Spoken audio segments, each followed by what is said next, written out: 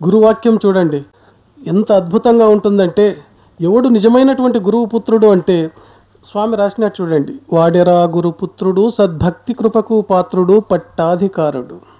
సద్భక్తికి మరి కృప రెండిటికి పాత్రుడైనటువంటి వాడు ఎవడైతే ఉంటాడో వాడే గురుపుత్రుడు, వాడే శిష్యుడు, వాడే గురువుకు కుమారుడు, వేరే వాళ్ళు కాదు. సద్భక్తి కృపకు పాత్రుడు పట్టాధికారుడు, మోక్షం అనే పట్టానికి అధికారి వాడు. అటువంటి భక్తి కావాలి, కృపకు పాత్రుడు కావాలి. గురు కరుణ కలిగియు గురుని పెంచినవాడు కోటి శతకోటికొకడు అని అంటాడు. గురువు ఆజ్ఞను ఎప్పటికీ ధిక్కరించకూడదు. ఇది ఇక్కడ వాళ్ళకే కాదు, ప్రపంచంలో ఉండే ప్రతి శిష్యుడు తెలుసుకోవాల్సినటువంటి విషయం ఇది. ఒకసారి ఏం జరిగిందంటే, గురునానక్ శిష్య పరంపరలలో ఒక సందర్భం ఏర్పడింది చూడండి. అమర్దాస్ గురువు, ఆయనకు 100 సంవత్సరాలు నిండినాయి. తన తర్వాత తన పీఠాధికారం ఎవరికో ఇవ్వాలి. ఆయన ఎవడు యోగ్యుడు వానికి ఇవ్వాలి. పీఠాధికారం అందరికి ఇచ్చేదానికి కాదు అది. ఆ గురువు తన ధ్యానంలో తన శక్తితో దైవాన్ని స్మరించి తెలుసుకుంటాడు. నా తదనంతరం నా స్థానానికి యోగ్యత ఎవనికి ఉంది, ఎవనికి ఆ సామర్థ్యం ఉంది, ఎవడు నా పీఠాన్ని పేరు ప్రఖ్యాతుల్ని ధర్మాన్ని నిలిపేదానికి యోగ్యుడో అర్హుడో వానికి ఇవ్వాలని చెప్పి ధ్యానంలో చూస్తాడు. అటువంటి వానికి ఇస్తాడు. అటువంటి వానికి కూడా ఎన్నో పరీక్షలు పెడతాడు, వీనిలో యోగ్యత ఉందా లేదా అని చెప్పి. అమరదాసుకు చాలామంది గంటపడతారు శిష్యులు. స్వామి మీకు 100 ఏండ్లు నిన్నాయి, భావి పీఠాధికారిని నిర్ణయించండి. చూస్తాడు, చుట్టూ చూస్తాడు అందరినీ.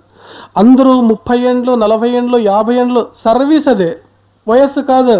30 ఏండ్లు సర్వీస్ చేసిన వాళ్ళు, 50 ఏండ్లు సర్వీస్ చేసిన వాళ్ళు ఉంటారు. ఛాన్స్ నాకే వస్తుంది అని చూస్తున్నారు వాళ్ళంతా. అమరదాస్ ఆలోచించేస్తాడు, ఆ సమయం దగ్గరికి వస్తుంది పీఠం ఇచ్చేది, ఇంతలో నేను పీఠం ఇస్తాను. అయితే ఒక చిన్న కోరిక ఉంది నాకు చాలా రోజుల నుంచి. ఏం కోరిక స్వామి? మేము నెరవేరుస్తాం. ఏమి అంటే, నాకు ఒక అరుగు నిర్మించాలి అని చెప్పి అభిలాషగా ఉంది. మీలో నిర్మిస్తారు ఎవరైనా? అయ్యో ఏం స్వామి, అరుగు నిర్మించేదానికి లేదా, ఎక్కడ స్థలం చూపియండి అని ఊరవతలు పిలిచిపోతారు. ఒక స్థలం చూపిస్తాడు. ఇక్కడైతే ఈ పొలంలో అరుగు నిర్మిస్తే చాలా బాగుంటుంది, మంచిగా శ్రేష్టంగా ఉండే ఒక అరుగుని నేను సెలెక్ట్ చేసుకుంటాను, మీరు తయారు చేయండి అని. వాళ్ళు ముఖ్యమైనటువంటి శిష్యులు వచ్చి రాత్రనక పగలనక మన్ను తీసుకువచ్చి చేసి అలికి ఏమేమో చేసి అరుగులు నిర్మాణం చేస్తాడు. 3 రోజుల్లో తయారవుతుంది. స్వామి అమరదాసులు 3 రోజుల తర్వాత వస్తారు. ఆ అరుగులన్నీ చూస్తారు. చూసి ఇట్లా చూసి, ఏం స్వామి ఇది ఏం సరిగలేదంటే, లేదు పొరపాటు అయిపోయింది, స్థలం ఇది కాదు, అక్కడ నిర్మించింటే చాలా బాగుంటుండే, ఇక్కడ చెప్పేస్తే నేను పొరపాటు అయిపోయిందంటే, అయ్యి అందులో ఏముంది స్వామి, పొరపాట్లు సహజం కదా, అక్కడే నిర్మిస్తాము అని చెప్పి మరుసటి రోజు నుంచి మళ్ళీ ప్రారంభం చేస్తాడు. అక్కడ అరుగు నిర్మిస్తారు. అక్కడ మళ్ళా 3 రోజులు స్టార్ట్ చేస్తారు. 3 రోజులు అయిన తర్వాత మళ్ళీ స్వామి గారు వస్తారు, వచ్చి చూస్తారు. చాలా చక్కగా చేసింటారు అరుగులు. స్వామి నాది బాగుంది, నాది బాగుంది. వీళ్ళంతా వ్యాపారం, ఛాన్స్ నాదేలే అనుకుంటుంటారు. దానికి బాగా కలర్లు వేసి ముగ్గులేసి ఏడేడుదో వచ్చేసి స్వామి మెచ్చుకోవాలని చూస్తారు. ఏం స్వామి అంటే, అరుగు ఇక్కడ కూడా సరిగా లేదు, అది మళ్ళా పొరపాటు అయిపోయింది అంటే, ఏమప్పా స్వామి అక్కడ వేస్తే మళ్ళీ ఇక్కడ ఏమంటాడు, ఇక్కడి నుంచి మళ్ళీ సరిగా లేదంటాడు.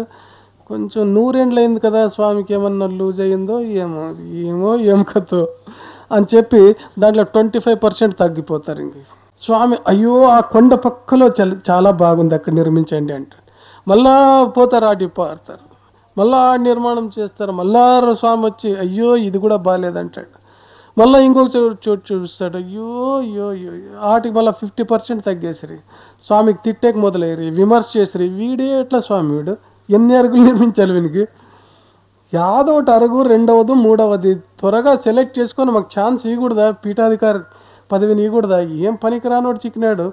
మా సిక్కు పరంపరలో తిట్టేవాళ్ళు, పరోక్షంగా విమర్శ చేసేవాళ్ళు షురువైరు. ఇట్లా ఎన్ని అరుగులైనా తెలిసినా 82 అరుగులు నిర్మాణం చేపిస్తాడు.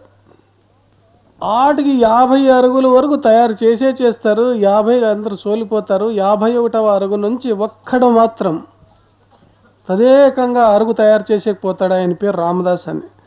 రామదాస్ అరుగు నిర్మిస్తుంటే అందరికి ఈర్ష్య అసూయలు తిడతారు. ఏమయ్యా ఆ ముసలాయనకంటూ బుద్ధి లేదా, నీకన్నా బుద్ధి లేదా, ఎన్నెన్ని నిర్మిస్తావు?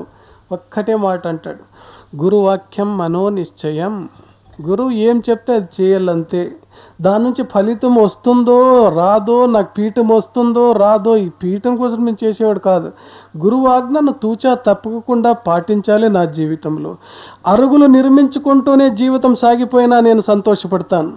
అయితే గురువును మాత్రం ధిక్కరించితే నేను వచ్చుకోన చీల్చి చెండాడతాను మిమ్మల్ని. నా ఎదుట నా గురువును గురించి విమర్శ చేయకూడదు.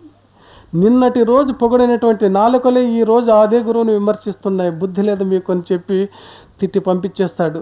ప్రతి 3 రోజులకు ఒకసారి గురువు వచ్చేది, రామదాస్ ఇది బాగాలేదు ఇంకో చోటు, కానీ స్వామి చాలా సంతోషం. ఇట్లా అరుగులు తర్జన వర్జన చేస్తూ మార్పులు చేస్తూ చివరిసారిగా వచ్చి నవ్వుతాడు స్వామి. ఏం స్వామి ఇంకొక చోటు చూపిస్తారంటే, లేదు రామదాస్ నాకు ఆనందమైపోయింది. అరుగు నేను అంత బాగా నిర్మించలేదు స్వామి, వెనుకటి వాళ్ళు బాగా నిర్మించారు. లేదు, నీ అరుగు నీ హృదయంలో నిర్మించుకున్న అరుగు అది శ్రేష్టమైనటువంటిది, బాహ్యమైనటువంటి అరుగు కాదు. ఆ హృదయంలో నీవు నిర్మించుకున్న అరుగు మీద ఈ గురువు వచ్చి కూర్చుంటున్నాడు. నెక్స్ట్ భావి పీఠాధిపతి నీవే అని నిర్ణయం చేసేస్తాడు. చూడండి ఎట్లా పరీక్ష చేస్తాడు.